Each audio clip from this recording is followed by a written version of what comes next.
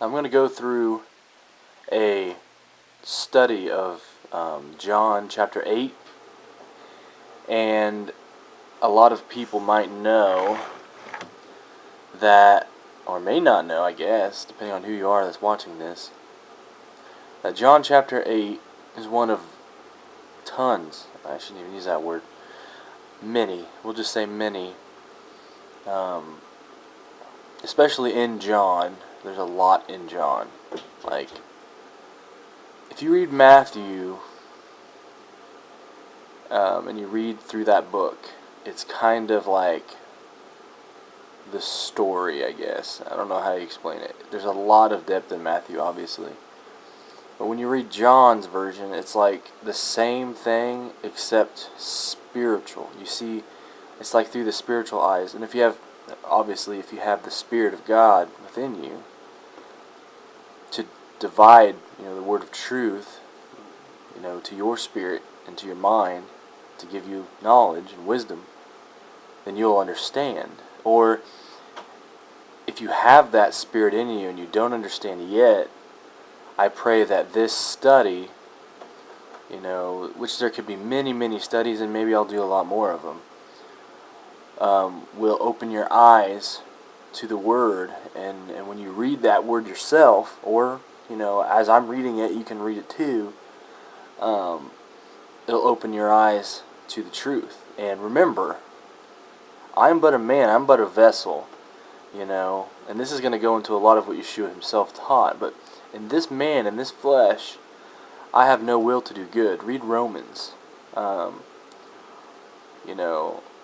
If you want to understand Yeshua, who is Jesus, as most people in America and the English-speaking languages understand his name, but his name is truly Yeshua in the Hebrew, which is Yahweh is his full name. Yahweh's salvation, by what means Yahweh saves.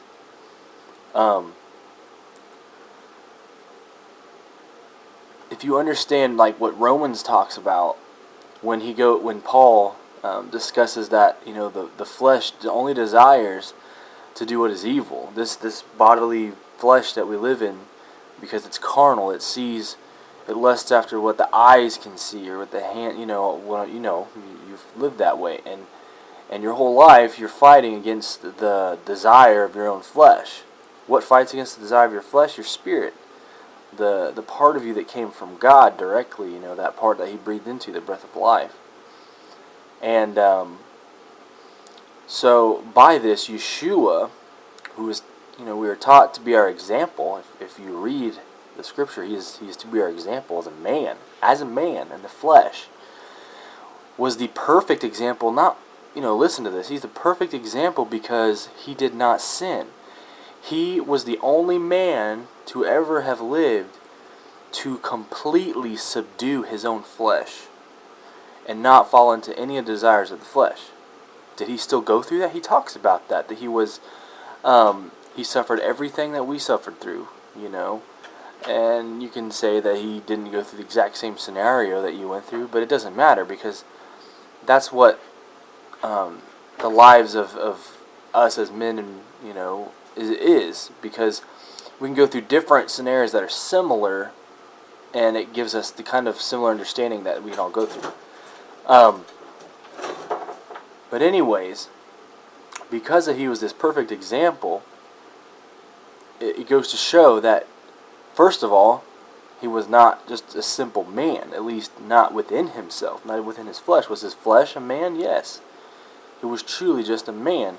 But within him, what spirit resided within him? That's the question. And we're going to read John chapter 8. And we're going to read it in a couple different ways. There's 3 different things that I have right now, but I'm probably only going to use 2 of them just for the sake of time, unless the Lord draws me to use the 3rd.